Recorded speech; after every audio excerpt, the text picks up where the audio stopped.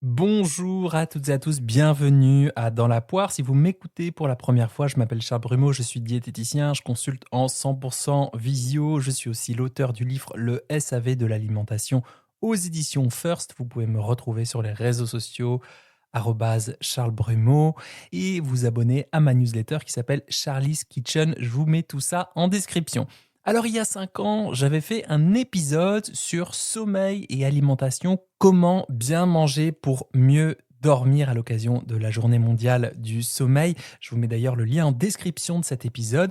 Et puis j'ai regardé les données scientifiques ces 5 dernières années, des données toutes fraîches donc, et je me suis dit que c'était cool de pouvoir actualiser les connaissances scientifiques et au passage d'inverser aussi l'angle du traitement du sujet pour ne pas traiter 2 fois le même sujet de la même façon. J'espère que ça vous plaît et sinon dites-le moi en commentaire et si ça vous plaît aussi, dites-le moi en commentaire. Cette fois, je me suis plutôt intéressé à l'impact d'un mauvais sommeil sur notre façon de nous alimenter plutôt que quels aliments qui pourraient favoriser ou défavoriser le sommeil comme je l'avais fait il y a 5 ans. Je me suis dit que ça pouvait être intéressant pour vous aider à évaluer la qualité nutritionnelle de vos apports, mais aussi, eh bien, peut-être mieux comprendre les déterminants qui nous font choisir tel ou tel aliment.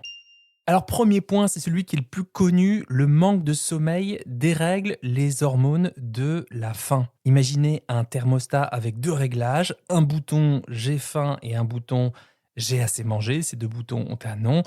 C'est bien sûr la gréline qui est surnommée l'hormone de la faim pour aller vite et c'est celle qui stimule votre appétit en signalant à votre cerveau qu'il est l'heure de manger, qu'il est plutôt le moment de manger. La leptine, elle lui communique quand vous avez suffisamment mangé. Ces 2 hormones travaillent ensemble pour vous aider à manger les quantités adaptées à vos besoins. Dans un monde idéal, ce duo fonctionne comme une balance parfaite et parfaitement régulée. Et la nuit, pendant que vous dormez, votre corps recalibre tout ça pour une autre journée. Chez l'adulte en bonne santé, les taux de leptine augmentent pendant le sommeil et diminuent à l'éveil. La gréline, elle, suit un rythme inverse, elle monte entre les repas et baisse ensuite, et c'est la nuit qui remet les compteurs à zéro. Traduction concrète, après une nuit trop courte, votre corps vous envoie un signal, peut-être pas de famine, mais de faim, comme si vous n'aviez presque pas mangé la veille. Pas forcément parce que vous avez faim, mais parce que votre chimie interne dit que oui, il faut manger. Deuxième conséquence, le fait de peu dormir peut vous faire acheter davantage de nourriture. Là, c'est une étude intéressante que j'ai trouvée, une étude expérimentale menée par des chercheurs de l'université d'Uppsala, qui se trouve, je crois, en Norvège, en tout cas en Scandinavie, et publiée dans la revue scientifique Obesity, et qui a montré que le manque de sommeil pouvait influencer nos décisions alimentaires au moment des achats. Dans cette expérience, des participants ont été placés dans 2 situations différentes, après une nuit de sommeil normale et après une nuit de privation de sommeil. Le lendemain matin, ils devaient faire leurs courses dans un supermarché avec un budget fixe. Les résultats ont montré qu'après une nuit blanche, les participants achetaient en moyenne 9% de calories en plus et surtout 18% d'aliments plus caloriques, donc des aliments qui sont plutôt riches en sucre ou en graisse. Ce résultat suggère, je dis bien suggère, que le manque de sommeil agit sur les mécanismes de décision liés à la nourriture avant même le moment de manger. Les chercheurs pensent que la privation de sommeil modifie l'équilibre hormonal et l'activité des circuits cérébraux de la récompense, ce qui rend les aliments énergétiques plus attractifs. Autrement dit, une mauvaise nuit peut influencer inconsciemment ce que l'on met dans son panier et dans sa bouche, augmentant la probabilité de consommer des aliments plus caloriques au cours de la journée. Troisième effet, troisième conséquence, le manque de sommeil active les zones du cerveau liées à la récompense. Plusieurs travaux en neurosciences ont montré que le manque de sommeil modifie la façon dont le cerveau réagit à la nourriture. Une étude d'imagerie cérébrale publiée dans la revue scientifique Nature Communication, à Wall Again a Beast to Fly, a comparé l'activité cérébrale de participants après une nuit normale et après une nuit de sommeil réduite. Les chercheurs ont observé qu'en cas de privation de sommeil, certaines régions du cerveau impliquées dans la récompense, je vais en parler dans une seconde, notamment le striatum, devenaient plus actives lorsque les participantes voyaient des aliments riches en calories. Alors ces fameuses zones de la récompense, on en parle souvent dans les médias, c'est une formulation un peu rapide pour dire qu'elles font partie en fait d'un réseau cérébral qui nous aide à identifier ce qui est agréable ou bénéfique pour la survie comme la nourriture. Elle libère notamment de la dopamine, un neurotransmetteur qui est associé au plaisir, à l'anticipation du plaisir et à la motivation. Lorsque ces régions sont très activées plutôt, les aliments riches en sucre ou en gras paraissent plus attirants. Dans le même temps, l'activité du cortex préfrontal, une zone impliquée dans l'autocontrôle et la prise de décision, diminue. Autrement dit, après une mauvaise nuit, le cerveau amplifie l'envie de nourriture tout en diminuant la capacité à résister à ses envies. Donc, traduction, je me répète peut-être un peu au fil des épisodes, mais pédagogie de la répétition. Une nouvelle fois, je le dis, parler de manque de volonté ou de manque de maîtrise ou de manque de self-control me paraît assez inapproprié quand votre enfant ne fait pas ses nuits, quand les voitures passent dans la rue ou dans le boulevard et vous réveillent en pleine nuit, quand vous êtes anxieux, anxieuse et que c'est difficile de trouver le sommeil parce que vous êtes en boucle dans vos pensées ou que vous êtes en période de préménopause ou ménopause et que les troubles du sommeil, c'est juste un symptôme super fréquent. En conséquence, le cerveau devient plus attiré par les aliments gras et sucrés. Donc là, je vais vite pour schématiser, mais imaginez votre cerveau, c'est un peu comme il y a une équipe de direction avec deux pôles. Il y a le cortex préfrontal qui joue le rôle du directeur ou de la directrice assez raisonnable, celui qui analyse, celui qui freine les impulsions, et l'amygdale, le cerveau primitif qui réagit plutôt à la récompense immédiate, au kiff, au plaisir. En principe, les deux parties se parlent, hein, bien sûr, mais après une mauvaise nuit, il y en a un qui parle plus fort, il y en a un qui a plus de haut-parleurs. Et des chercheurs ont scanné le cerveau de participants en bonne forme, d'abord après une nuit normale et après une nuit sans sommeil. Résultat, le manque de sommeil réduit là aussi significativement l'activité dans les zones d'évaluation du cortex et de l'insula, donc les régions dites de jugement raisonné, je mets des guillemets évidemment, hein, je pense que les chercheurs en neurosciences ne seraient pas d'accord avec cette formulation, et tout en amplifiant l'activité de l'amygdale, la région donc de plutôt le kiff, le plaisir. Et ce double mouvement est directement associé à un désir accru pour les aliments hypercaloriques, puisque ben, un cerveau privé de sommeil ne cherche pas n'importe quelle nourriture, il cherche la densité calorique. Et la densité calorique se trouve dans les aliments qui contiennent souvent plus de sucre et plus de gras que les autres. Donc le cerveau fatigué, il interprète le manque de sommeil comme une situation de stress énergétique. Il commande ce qui recharge le plus vite, hein, sucre rapide, graisse, pizza, chips, chocolat, des trucs en plus qui sont prêts rapidement. Il n'est pas en mode petite salade de mâche, petit raisin dedans, comme dans le Crudibook de, de Charles Brumeau, comme dans tiens, j'aime bien m'éclater, j'aime faire une petite association pomme, endive, raisin sec et tout. Pas du tout.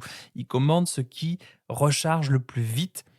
En l'occurrence, ce sont des aliments énergétiques dont je viens de parler, comme pain, fromage, pizza, chocolat. Si je prends un exemple que je vois régulièrement en consultation, c'est typiquement quand vous avez très mal dormi, le lendemain, vous arrivez au taf et il y a éventuellement un plateau de viennoiserie ou un collègue qui ramène voilà, les viennoiseries, qui le pose sur le table de réunion.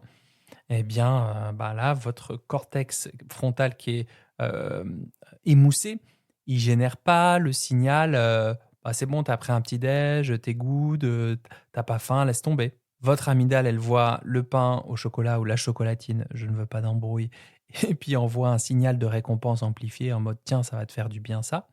Et donc votre circuit d'évaluation, tout ça évidemment, ça se passe en quelques quarts de seconde, vous dit que cette viennoiserie vaut plus que d'habitude, que c'est pas la même chose, quoi. Vous en prenez un, puis peut-être deux, alors que peut-être, je dis bien peut-être, le même plateau de viennoiserie après une full nuit de sommeil, peut-être que vous l'abordez différemment que si vous aviez peu ou mal dormi. Quatrième conséquence, quatrième effet, et c'est lié à ce qu'on vient de dire, c'est la dérégulation du contrôle inhibiteur. Le contrôle inhibiteur, c'est des mots compliqués pour dire des choses simples. En fait, votre cerveau reçoit en permanence des signaux qui lui disent d'agir. Une odeur de pain chaud égale envie de manger. Une notification, j'ai envie de regarder telle vidéo. Une émotion forte, ça me donne envie de réagir. Le contrôle inhibiteur, c'est la capacité de votre cerveau à bloquer ses impulsions avant qu'elles ne deviennent des actions. C'est un peu un petit frein neurologique qui s'intercale entre j'ai envie et je le fais. Il est logé principalement dans le cortex préfrontal et c'est celle qui distingue une décision réfléchie d'un réflexe automatique. Là-dessus, il y a une méta-analyse de 2025 qui a quantifié pour la première fois l'impact global de la privation de sommeil sur le contrôle inhibiteur. Résultat, effet négatif, vous vous en doutez, sinon je vous en parlerai pas, ou si, je vous en parlerai, mais en mode ouais, c'est super, on a trouvé la martingale. Effet négatif donc modéré, mais quand même robuste, solide, qui était mesuré à travers deux protocoles distincts, la tâche Go, No Go et le Stop Signal Task, deux standards scientifiques de mesure de l'impulsivité. Donc l'impulsivité, comment ça se mesure en laboratoire? C'est un jeu assez simple.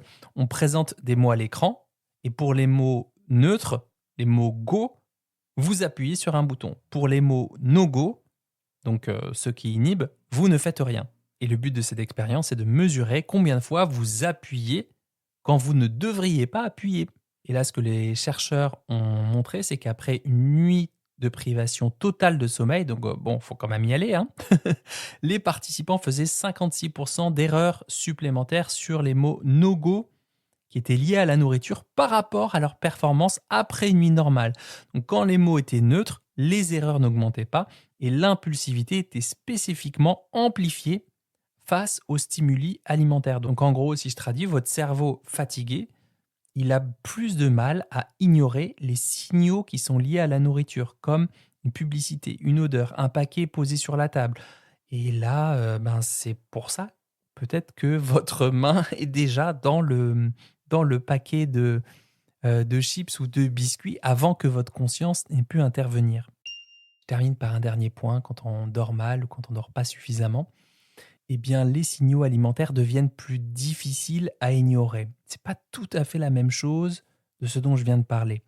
Le manque de sommeil ne modifie pas seulement les hormones ou la capacité à s'autocontrôler, il change aussi la façon dont notre cerveau perçoit l'environnement alimentaire. Après une nuit courte, les signaux liés à la nourriture, tout ce qui est odeur, image, publicité, emballage, captent davantage notre attention. Normalement, notre cerveau il filtre une grande partie de ces stimuli, mais quand il est crevé, j'ai envie de dire tout notre corps est crevé, hein, il n'y a pas que le cerveau, ce filtrage fonctionne moins bien. Les aliments appétissants deviennent plus saillants et plus difficiles à ignorer. Un exemple particulièrement intéressant, c'est l'odorat. Une étude récente d'imagerie cérébrale a montré qu'après une nuit courte de sommeil, les participants réagissaient plus fortement aux odeurs alimentaires et choisissaient davantage les aliments riches en calories. Les chercheurs ont observé une communication entre le cortex piriforme, la zone du cerveau qui traite les odeurs, et les circuits de la récompense. En pratique, ça signifie qu'après une mauvaise nuit, l'odeur d'un croissant ou d'une pizza peut littéralement vous paraître plus attirante pour vous, ce qui augmente la probabilité de les choisir, de choisir des aliments plus énergétiques que la moyenne. Voilà, c'était ce qu'on pouvait dire sur les implications d'un sommeil de mauvaise qualité, d'un manque d'heures de sommeil. Je le dis aussi pour vous que, que pour moi, j'en ai manqué cette semaine. Ça m'a bien joué des tours en fin de semaine. J'espère que ça vous a plu. N'hésitez pas, bien sûr, à partager cet épisode dans vos groupes WhatsApp, famille, amis proches qui manquent de sommeil. Si vous souhaitez en savoir plus sur l'alimentation qui pourrait avoir une influence sur le sommeil qualité-quantité, vous pouvez écouter l'épisode dont je vous mets le lien en description. Je termine aussi par vous dire que bien dormir, c'est un ensemble de détails qui concourent au relâchement, hein. C'est déjà le fait de mettre sa bouille à la lumière du jour en début de journée pendant, si possible, plusieurs dizaines de minutes. C'est manger plutôt peu gras, peu épicé, si possible avec des féculents le soir. Oui, oui, oui. Avoir une activité physique douce ou en tout cas pas d'activité trop intense, trop près de l'heure à laquelle vous allez vous coucher. Voilà, il y a plein de détails qui rentrent en jeu, des détails d'ailleurs qui ne sont pas des détails. Et puis aussi, je voudrais vous dire qu'il arrive que les planètes ne soient pas alignées pour préparer son sommeil au top du top. Parfois, on est agacé, parfois on est stressé, parfois notre journée, le temps qu'on y met, l'énergie qu'on met dans notre travail, parfois ça manque de sens, tout ça. Parfois, on est catastrophé par la situation géopolitique, la situation nationale aussi. Voilà, et ça peut être générateur de pensées pas tout à fait constructives et de difficultés à s'apaiser, à revenir au souffle, au moment présent. Donc bref, je voulais vous dire que ce sont des choses qui arrivent, ce sont des choses normales. Ça arrive que les planètes ne soient pas alignées pour trouver le sommeil, la quiétude, l'ataraxie, la détente, et qu'on fait ce qu'on peut, du mieux qu'on peut, avec ce qu'on a. Voilà. Je vous souhaite une, agréable semaine et surtout un bel appétit de vivre. À bientôt.